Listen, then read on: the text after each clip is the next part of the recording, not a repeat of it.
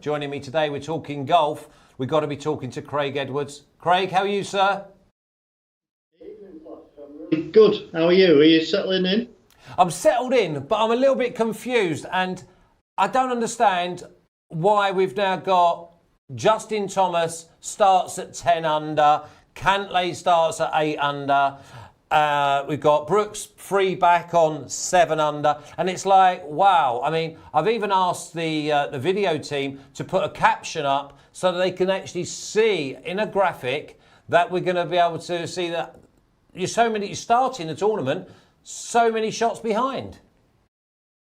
It seems at the moment, Flash. I'm like you. It seems crazy, and it has taken a lot of bad press. But I think we'll have to just see how it pans out, and then we'll know better next week. But I won't fancy being a player ranked between 26 and 30 because I'm giving Justin Thomas 10-shot start. I mean, he's the player in form, and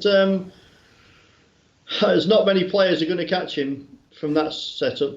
No, I mean, you have a look at it, and I mean, you say he's on the back of that 61 at Medina, and we all know what Justin Thomas is all about. He keeps going, and if he gets streaky hot, it can all be off. And it basically, we're looking now for someone like a Koepka, like a McIlroy, like a Rahm. I don't fancy Cantlay to come and challenge him. So, I mean, there's a few different markets. Where do you see the angles here, Craig? Well, at first flash, I thought, I don't fancy betting this. There are some markets for the 72-hole just tournament. And obviously they could suit players like Matsuyama, who's played well here in the past. He played well at the weekend, 263s. He's about 20 to 1, well, 21 in American odds. And that's an interesting market for players like Matsuyama, Adam Scott, players that are playing well, used to East Lake. Adam Scott's won at East Lake before. I still do see some value in the main market, but it's a bit like a horse race now. So Justin Thomas is the leader, and someone's going to have to catch him. And I'm not convinced about Justin Thomas as a front runner. So there is just a chance that if people can play well enough, they may catch him. So I'm thinking maybe Brooks Koepka, because it's 15 million. It'll probably be the last time he plays competitively for a few months. And if he could just hang about till Sunday within a few strokes of him, within 3 strokes, then Brooks Koepka could easily be the one. The other one I like, Flash, is the Spaniard, Jon Rahm. Since the US Open, he has played superbly. He only won the Irish Open, and that was from behind on the last day. And if he was a racehorse, I think you'd need to produce Jon Rahm on the line. So he is playing superbly every week. So if he can manage to get within 3 or 4 going into last round, then if Justin Thomas blows up, then there will be a chance. But in the main market, I think you could say that Webb Simpson, Adam Scott and all them players might be solid bets for a top 10 finish. I think Adam Scott's 230 or 13 to 10. There was a bit of 7 to 4 about. I mean, I've got to be honest, I think I took that. So so I think there is some value about, but maybe it might be in the market that's just the 72 holes with no pressure. I mean, Kisner's playing well, he's played here before.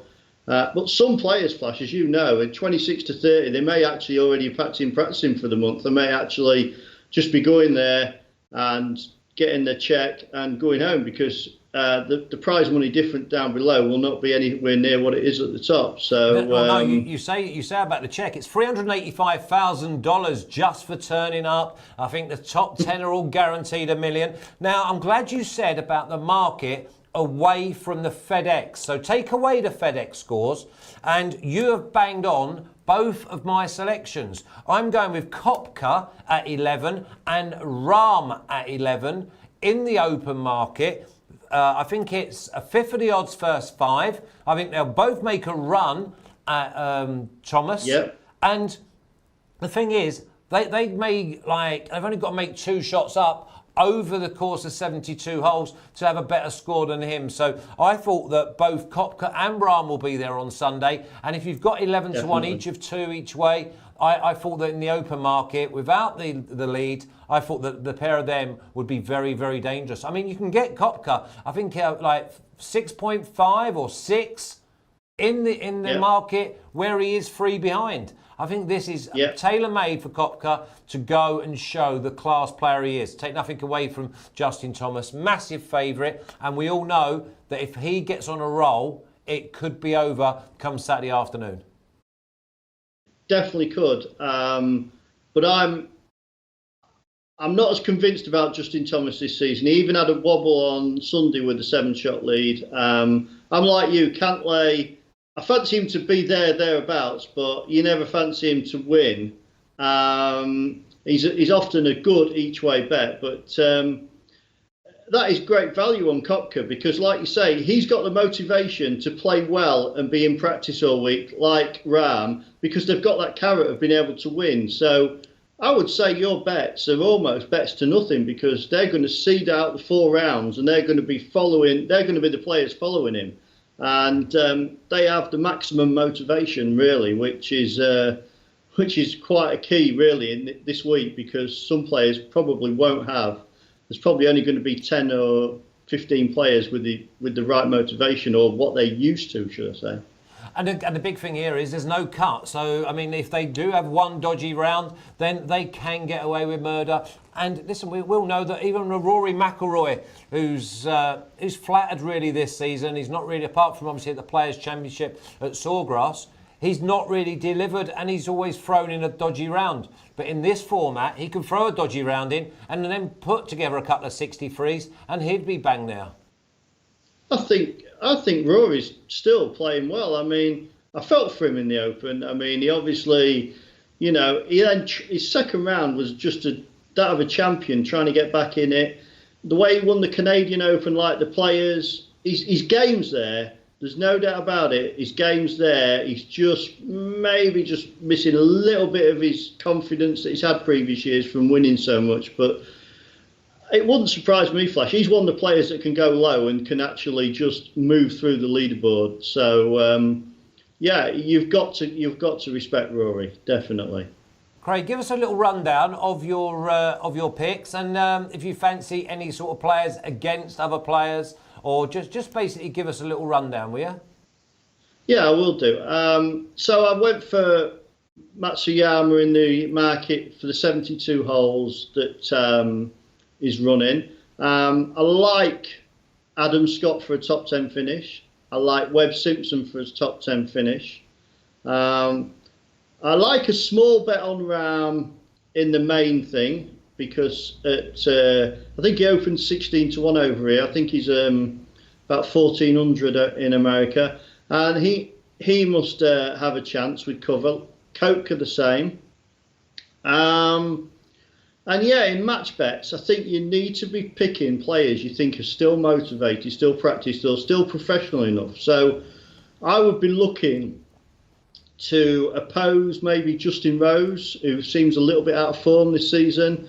Definitely be looking to support Adam Scott, Webb Simpson, in particular in the match bets, and you're looking to take on a player that's maybe Ricky Fowler, something like that, that's not got a lot to play for this year. So that would be my idea of the bets that you could really have in the event. I think it's not an event for people to go mad on.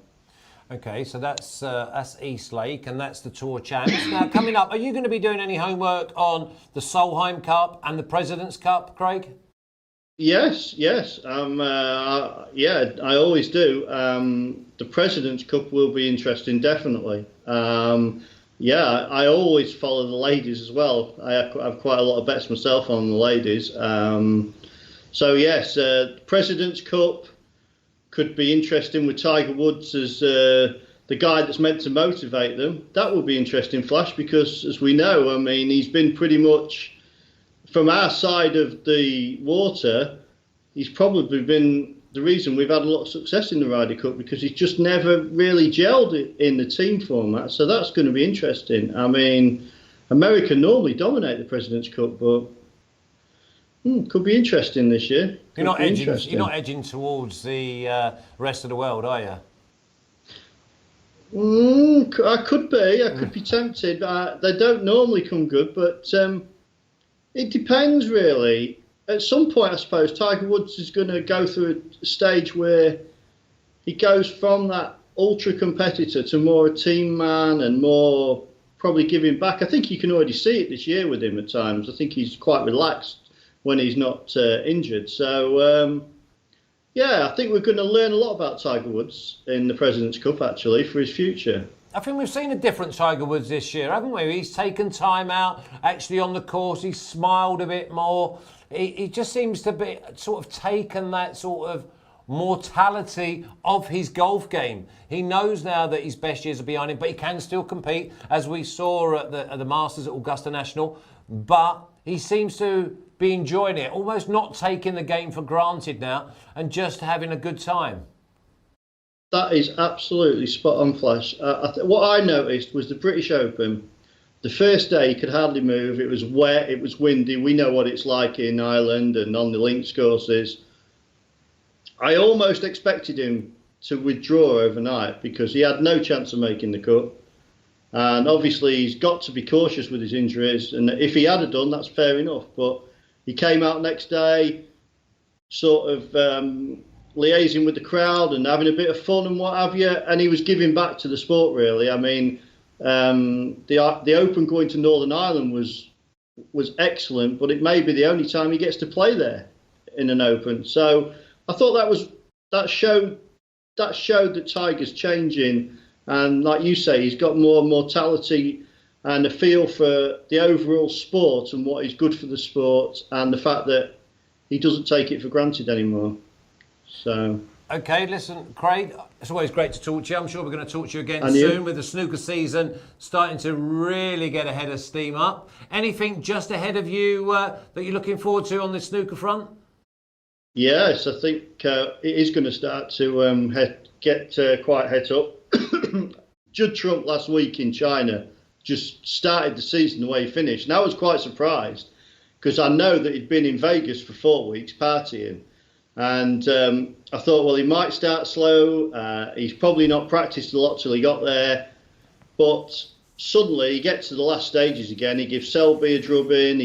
He's almost taken over Mark Selby as the world number one. And there's an air of inevitability in the world of snooker at the moment with Judd Trump. And I'm excited to see if he can keep that dominance going. And yeah, we've got the Shanghai Masters in September. Then we've got another event late in the month in China. We've got the Six Reds World Championship in Thailand, which is always it's an odd event, Six Reds, but it always attracts the best players. So there's a lot to get our teeth into in the coming weeks. Craig, we talk snooker, we talk golf. We're going to be talking Craig Edwards. Look forward to speaking to you soon, mate. Thanks for your work. Yeah, I'm enjoying the Premier League show, Flash. You keep making me a few, Bob, and I'll see you soon. Yeah, look forward to it Thursday. Premier League punters, look forward to it. Take care, Craig.